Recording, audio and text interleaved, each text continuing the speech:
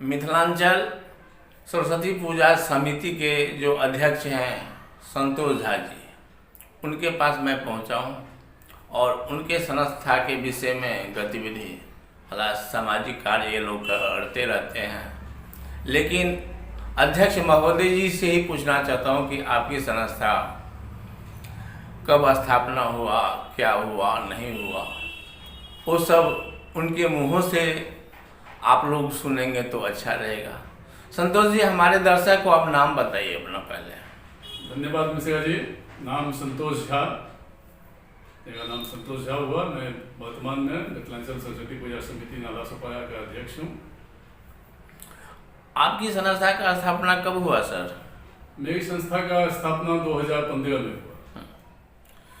उसके बाद आप लोगों ने सरस्वती पूजा से ही का जो ये पूजा जो आयोजन किए वो कैसे सूझबूझ से किया? हम लोग अम्बाबाई और संतोष भवन लेकर के कम से कम 20-25 मैथिल जो है रहते हैं। तो मैथिल और मिथिला से ज़्यादा लगाव होने के कारण कहीं भी बॉम्बे में प्रोग्राम होता था तो 7 आदमी 10 आदमी सब जगह जाते थे। तो उसमें देखने से ये लगता था कि अपना भी कुछ किया जाए जिससे कि सब मैथिल एक जगह होए और कुछ उससे सब मैथिल इकट्ठा हुए और किसी को कभी किसी तरह का जरूरत हो तो एक साथ कनेक्टिविटी होगी तो काम होगा। एकता के भावना से आपने ये सरस्वती पूजा और मिथिलांचल का जो है सरस्वती पूजा जो है वो फेमस है, प्रसिद्ध है और सरस्वती की ही यह है कि मिथिलांचल में आज ISF सब बनते हैं जी।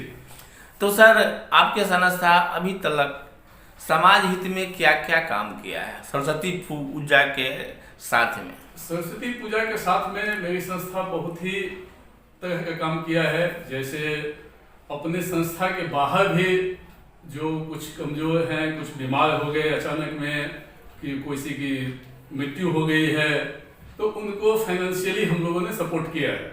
ऐसे बहुत सारे हैं जबकि वहीं अम्बाबाई में ये कहते थे उनके बच्चे को डेंगू हो गया था, सबसे पहला हम लोगों ने सपोर्ट किया था। उनके बच्चे को डेंगू हो गया था, काफ़ी आर्थिक स्थिति उनकी कमजोर थी। तो फिर हम लोगों से कांटेक्ट किए, हम लोगों ने 25,000 रुपया जो है उनको तात्कालिक सहायता दिया।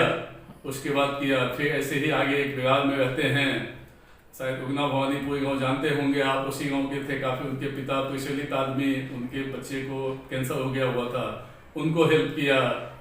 यथाशक्ति आपने अपने संस्था के कोरोना में भी किया। हम लोग शंकेश्वर नगर में एक मैथिल वॉचमैन की हत्या हो गई थी, सुने होंगे, बहुत ही ज्यादा वो प्रभाव में आया था।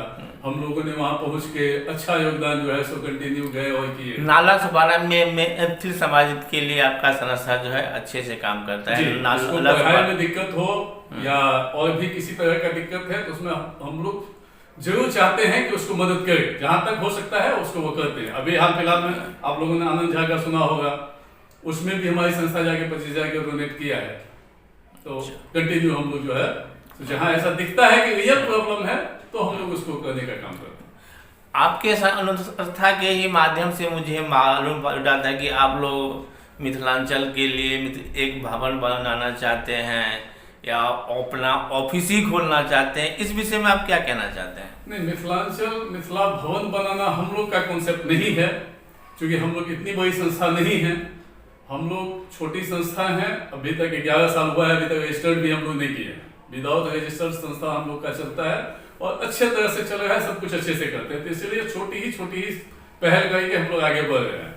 मिथिला भवन बनाने का प्रोग्राम किसी और संस्था का है जिसमें हम लोग सहयोगी के तौर पर वहाँ भी हैं। जो भी उनका था उनका कंटिन्यू सहयोग के तौर पर, जैसे आपने मिथिला विकास प्रतिष्ठान का नाम सुना होगा, वो लोग कर रहे हैं और उनकी जब भी जो प्रोग्राम हुआ है उसमें हम लोग कंटिन्यू शामिल होते हैं और जहां तक जिस तरह का है उसमें कंटिन्यू उनके साथ में समन्वय हम लोग का है। यानी आपका इच्छा है कि भाई जो है सब एक हो के सरस्वती पूजा संस्था।